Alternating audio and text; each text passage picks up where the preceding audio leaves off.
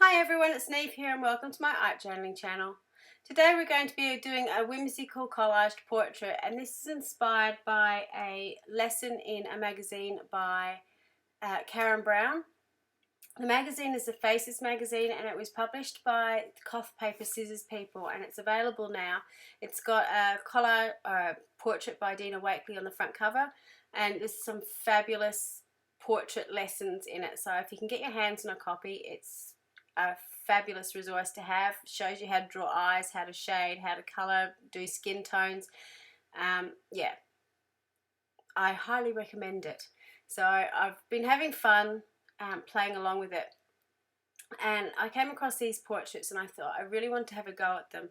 So on the left hand page I just glued down a gel print I had, because my original idea was I was going to paste over the gel print.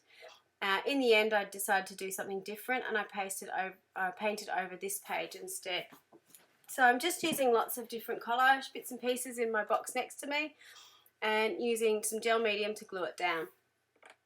So I've got matte prints, old paper, gel prints, some of the Dina Wakley collage paper, some scrapbook paper. I'm particularly proud of this paper because this is one I published a long time ago now for an Australian company called Stamping Up, not Stamping Up, Stamp It, sorry, one or other. And I'm coming down to my last little bits of that paper, so it's a bit precious, and having it in my journal makes me feel really happy to have it there. So just to tie everything together on my page, I'm just putting a really light coat of gesso over the top. My gel medium was still a little bit damp on it, which helped sort of distribute the pigment of the gesso a little bit further. So you can still see quite clearly the collage underneath, but it's just backed off the colour enough that you could paint over the top. I'm just going in with my heat gun to make sure it's all dry before I start with my next image. So the reason I chose to do this lesson from Karen Brown was I just loved how she played with the proportions. Nothing was correct, so to speak. It was just really simple shapes put together with some really interesting shading, which I really loved. Even the colouring wasn't particularly difficult. So it's just starting off with a really big oval shape for the face, really wide set eyes, and they're quite a simple eye shape to fill in, a nose, a simple mouth, and that sort of gnome hat on the top. I'm using a Stabilo oil pencil to sketch this out, and there's two reasons for that. First of all, well, there's actually three reasons. I love this pencil, it's amazing. Second reason is it's water soluble, so I knew if I made a mistake with a line I could erase it fairly easily. And the third is when you're using paint with it, as you can see from just that little bit up the top, when you blend it in together you automatically start to get this sort of blended shaded effect happening where you've got that pencil. And again, it's a really simple way of starting to put some shading into your painting. So I'm just using my finger to do this painting, and I'm starting off with Dina Wakley paints. I'm using the buff colour, which is a neutral that's got a little bit of colour to it, and again I just love that.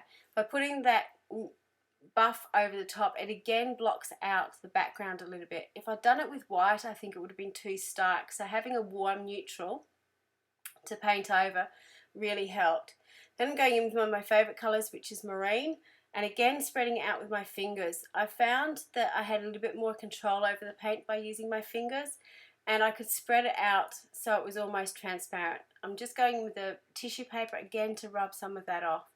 And by exposing some of the collage from behind, you automatically get a print on the surface of your clothing, so to speak. So by using the background and using the things you've got around you, you help yourself out when you're doing this. It makes it a lot easier. This is a really simple piece to put together. It took me, I think, 40 minutes altogether. This video is sped up, but it really didn't take all that long to do. And it was so much fun and so relaxing to do. So the pause was me trying to find my chalk pastels. I don't actually own a decent set of colour pencils, which I really do need to invest in, because I do love the effect of colour pencil over paint or over watercolours. I'm not very good with colour pencils though. I like things that I can smudge out, and I find I always get a harsh line when I use colour pencils. So if anyone's got a recommendation for a beautiful set of pencils that aren't particularly expensive, please put them below, because I would love to invest in a decent set. So I'm just going along with my chalk pastels and blending them in. I love with the chalk pastels, particularly over the damp paint, again it was almost like that Stabilo oil pencil. I was getting that sort of easily blended look to my page. I tend to always use my fingers when I'm using chalk pastels as well. Again, just like with the paint, I just get a little bit more control over what I'm doing. So you can see it sort of coming together, and just putting in some extra details where I want it to. Chalk pastels are also really forgiving, because if you really don't like them, you can rub them out with a wet wipe or a wet paintbrush, just to get what you actually want where you want it. So now I'm going in with some highlights with the lighter grey. I did want to use some of a darker blue colour, but the blues that I had in the set are very bright blues. I wanted something a little darker, and it wasn't quite working the way I wanted it to. So in the end, I go back in with my Stabilo oil pencil as well, just to add a little bit more definition to my shape again, and just to put in some lines that have sort of gone missing, that I felt needed to be added. So sort of putting in the ears again, fixing up the eyes, and just around the clothing. And then I go in with my paintbrush and wet that line and sort of paint it in. So the Stabilo oil pencil, when you wet it, basically turns into ink. It's a really bizarre, fabulous thing to happen. I've never seen anything just go so intensely black before when you add water to it, making it one of my favourite things. So once I'd finished, I'm just going back in to do the eyes and just adding a little bit more definition to the eyes and lips.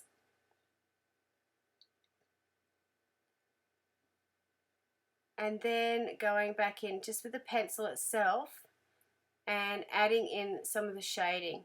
Now this is what I'm talking about with the colour pencil. While you can do it with the Stabilo oil pencil or the chalk pastels, there's just something about that shaded line that I really like. So I think if I'd had a navy colour pencil, that would have made me really, really happy doing this.